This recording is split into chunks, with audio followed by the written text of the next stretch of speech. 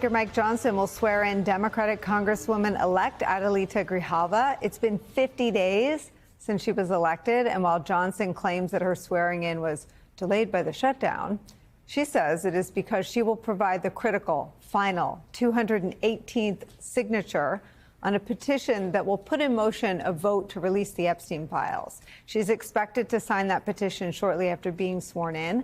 This is happening just hours after a bombshell, explosive, newly unearthed emails from Donald Trump's former friend, the deceased sex offender Jeffrey Epstein.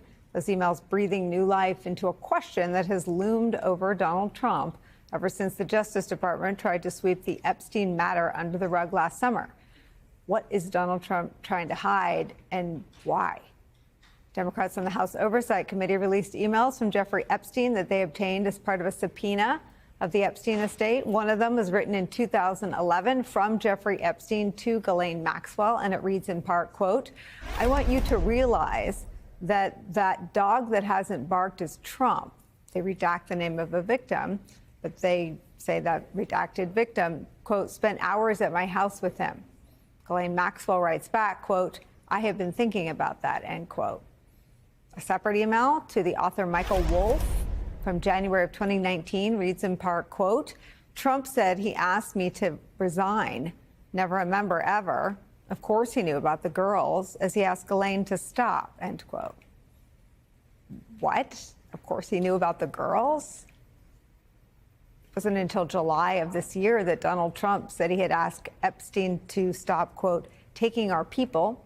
Donald Trump said that "stop taking our people" thing in reference to Virginia Giuffre. She worked at the spa at Mar-a-Lago.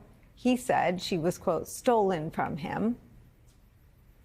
Jack Scarola, who is an attorney for many survivors of Jeffrey Epstein, tells MSNBC this, quote, "We have repeatedly stated that anyone who spent any significant amount of time in the presence of Jeffrey Epstein would have had to be deaf and blind to be unaware of his flagrant criminal abuse of children. The recent message disclosures confirm that whatever other failings Donald Trump has, he is and was not deaf and blind." We should tell all of you at this point that we are, at least as of right now, missing the context for many of the details of the rest of the conversations in these emails. And MSNBC has not independently verified any allegations Epstein may have been making here. In response to the disclosure by Democrats, Republicans on the House Oversight Committee have released 23,000 more pages of documents from the Epstein estate. For its part, the White House issued a statement calling the revelations a, quote, "hoax" and a, quote, "distraction from the government opening back up." But Congress is now set to put the Epstein case front and center in front of the American people. New revelations about Donald Trump's relationship with Jeffrey Epstein as Congress inches closer to a vote on the Epstein files is where we start today with some of our favorite reporters and friends.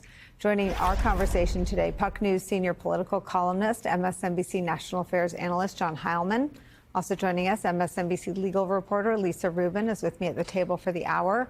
But first, I want to bring in Congressman Raja Krishnamoorthi. He's a senior member of the House Oversight Committee.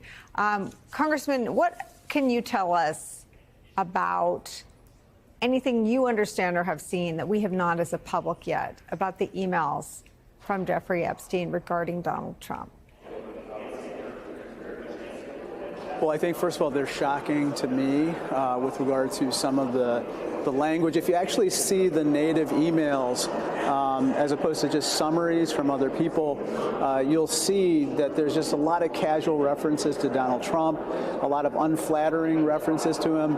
But what you pointed out is disturbing, to say the least, that he, quote unquote, knew about the girls, which is obviously opposite of what Donald Trump has told the rest of the world with regard to his association with Jeffrey Epstein. Now, in the 23,000 pages that were released by the Republicans, there's a lot to go through, and our staff is still going through it.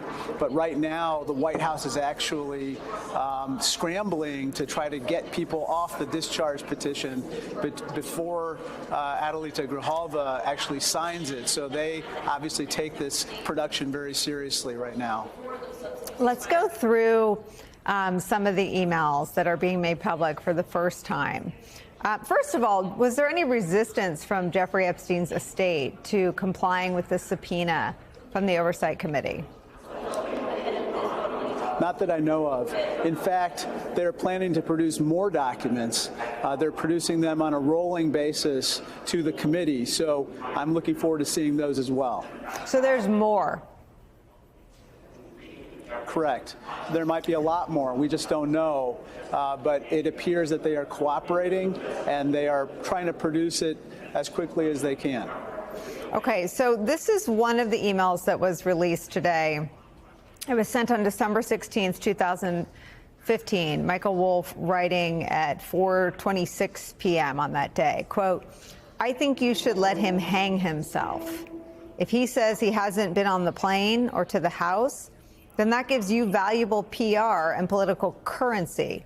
You can hang him in a way that potentially generates a positive benefit for you. Or if it really looks like he could win, you could save him, generating a debt.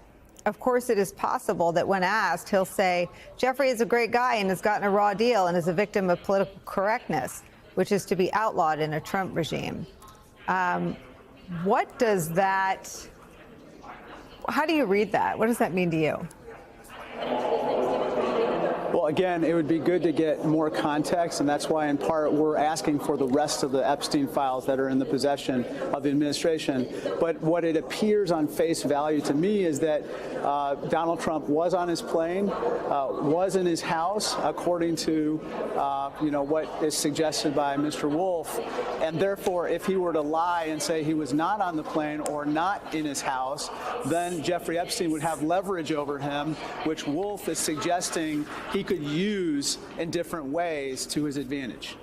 It's just so fascinating that Robert Mueller does an entire investigation about the Russian attack on 2016. You have all these questions of Donald Trump's businesses. You have all these red lines drawn.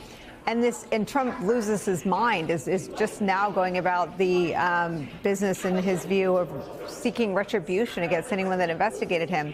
His own circle of people who associated and socialized with him were talking about leverage over him if he lied about, quote, being on the plane or to the House. What does that say to you?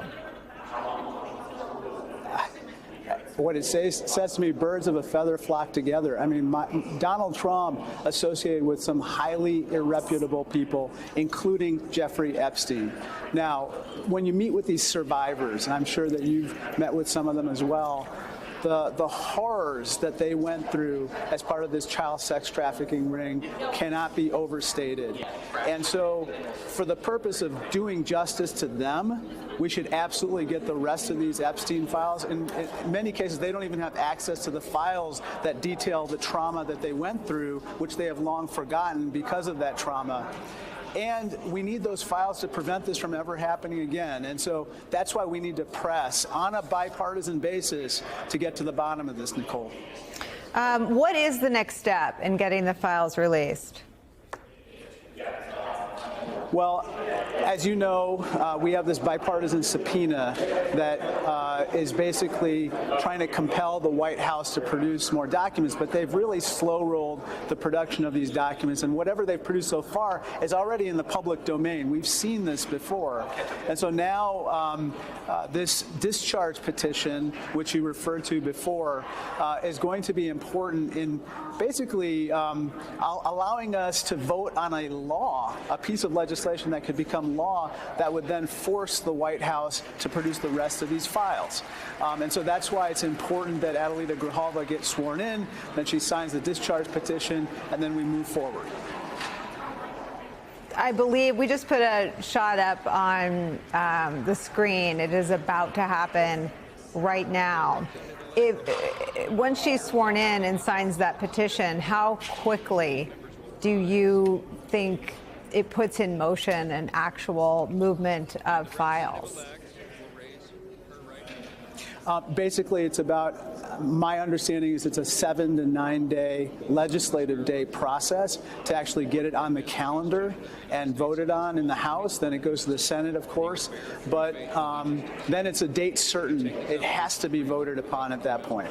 Okay, let's listen in. and that you will well and faithfully discharge the duties of the office on which you are about to enter, so help you God. I do. Congratulations, you're now a member of the 119th Congress.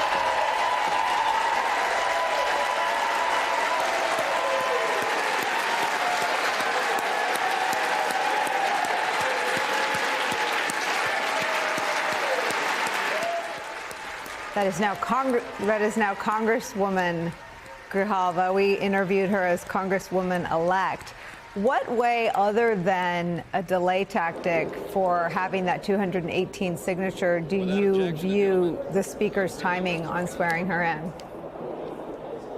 Thank you, Mr. Speaker. I don't see it any other way. I think that the shutdown was conveniently used as a shutdown of the Epstein inquiry. And so now, as you know, we convene, and the committees convene, the investigations continue, and so now the process of the investigating hopefully will go with all deliberate speed at this point.